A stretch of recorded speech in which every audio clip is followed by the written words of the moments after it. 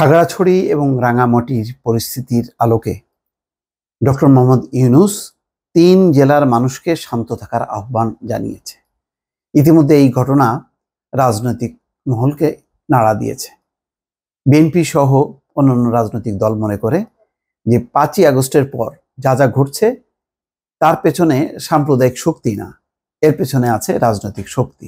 তারা নানাভাবে চেষ্টা করছে ইউনূস সরকারকে ব্যর্থ করে দিতে। ব্যর্থ করলেই তারা আবার তাদের হারানো সাম্রাজ্য ফিরে পাবে।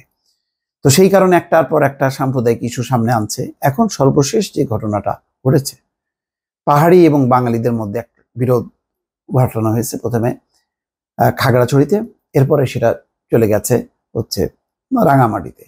সাথে সাথে খেয়াল করেন যে ঢাকায় শাহবাগে ওই উপজাতি বা নৃগোষ্ঠীর মানুষরা তারা অবস্থান ধর্মঘট শুরু করেছে। তো এইগুলি প্রমাণ করে যে সবকিছুই কিন্তু সংগঠিতভাবে হচ্ছে।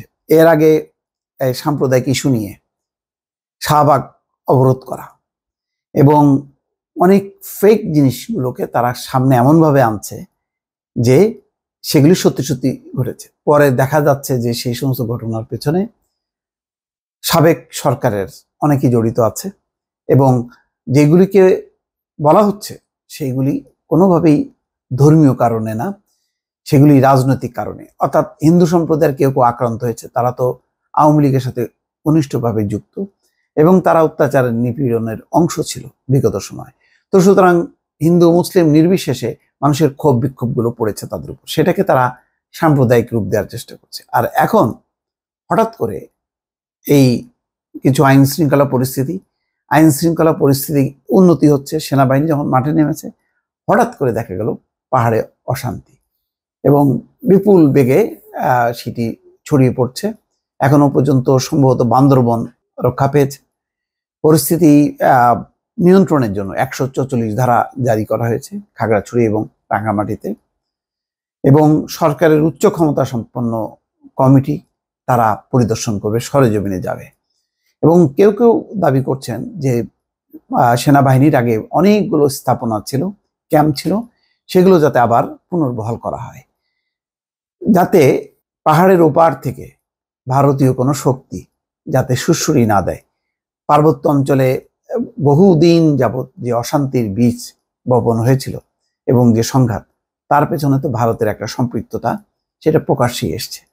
তাদেরকে ট্রেনিং দেয়া, তাদেরকে ভেতরে পাঠানো, এরকম একটা পরিস্থিতি। তারপরে এটি শেখ হাসিনার সময় অবসান হয়, কারণ শেখ হাসিনা থাকলে ভারত তখন খাদ্য থাকে, শেখ হাসিনা না থাকলে ভারত অশান্ত হয়ে ওঠে। তারা যেমন এখন দেখেন না, একটা রিপোর্ট আনন্দবাজারে, সেই রিপোর্টে বলছে যে এই ম্যাজিস্ট্রেসি পাওয়ার দিয়ে যে সেনাবাহিনী মাঠে নেমেছে, এটা নাকি মার্শাল ল জারির প্রথম পদক্ষেপ। তার মানে তারা শয়নে স্বপ্নে চায় যে ইউনূস সরকার ব্যর্থ হোক। কেন? ইউনূস সরকার আত্মমর্যাদা নিয়ে কথা বলছে, ভারতকে ছাড় দিচ্ছে না, বরং ভারতীয় গণমাধ্যমকে বলছে যে তাদের জন্য ওই শেখ হাসিনা নীতি বদল করে, অর্থাৎ বাংলাদেশের সমস্ত কিছু শেখ হাসিনা আওয়ামী লীগকে ঘিরে সেটা যাতে তারা মত পাল্টায়। তো এই কথাগুলো তো আগে কখনো তারা শোনেনি এই পর্যায় থেকে। তো সুতরাং এখন প্রচন্ড অভিমান। এমনকি নিউ ইয়র্কেও জাতিসংঘের যে অধিবেশন আছে, সেখানে সাইড লাইনে নরেন্দ্র মোদী নাকি বসতে আগ্রহী না এবং এই ব্যাপারে কোনো নিশ্চিত করছে না। অথচ বাংলাদেশের পক্ষ থেকে তারা চায় যে দুই দেশের বাংলাদেশের মনোভাবটা কি, তারা কেমন সম্পর্ক রাখতে চায় ভারতের সাথে, সেটা এক্সপ্রেস করতে চায় ডক্টর ইউনূস। এবং তারা বারবার বলছে যে মর্যাদার ভিত্তিতে, সমতার ভিত্তিতে সম্পর্ক হবে, দাসত্বের ভিত্তিতে দিয়ে না। তো এই কথাগুলি তো ভালো লাগছে না। দেখেন, 18ই সেপ্টেম্বর এক ব্যক্তিকে গণপিটুনি এবং তার মৃত্যুর ঘটনাকে কেন্দ্র করে এই শুরু হয়েছে। একটা ঘটনা ঘটতে পারে, সেই ঘটনার প্রেক্ষিতে সারা পাহাড়ে পাহাড়ে ছড়াই যাবে, আগে কখনো ঘটেনি। ব্যাংক ডাকাতি হয়েছে, হামলা হয়েছে একযোগে, তারপরে তো পাহাড়ি বাঙালি কোনো সংঘাত হয়নি, এখন হচ্ছে কেন? নিশ্চয়ই এর পেছনে অন্য কারণ আছে। সেই কারণগুলি এখন খোঁজার চেষ্টা করা হচ্ছে এবং ইউনূস সরকার এই ব্যাপারে খুবই সচেতন। কেন পাহাড়ে যদি কোনো অশান্তি ঘটে, এটা আন্তর্জাতিক সম্প্রদায় এটা স্বাভাবিকভাবেই তারা কথা বলবে, যেটা বিব্রতকর হবে। ভারত অনেক চেষ্টা করেছে যে সাম্প্রদায়িক ইস্যুটা নিয়ে আন্তর্জাতিক মহল সোচ্চার হোক, কিন্তু তারা এই ব্যাপারে কোনো কথা বলেনি। তো এই হতাশার থেকে এখন তারা আর একটা ইস্যু তৈরি করছে, যে ইস্যু নিয়ে যদি আন্তর্জাতিক সম্প্রদায় কথা বলে তাহলে ইউনূস সরকার একটু বিব্রত হবে, বিপদে পড়বে। তো সেই পরিস্থিতি বুঝেই এখন ইউনূস সরকার সর্বোচ্চ চেষ্টা করছে।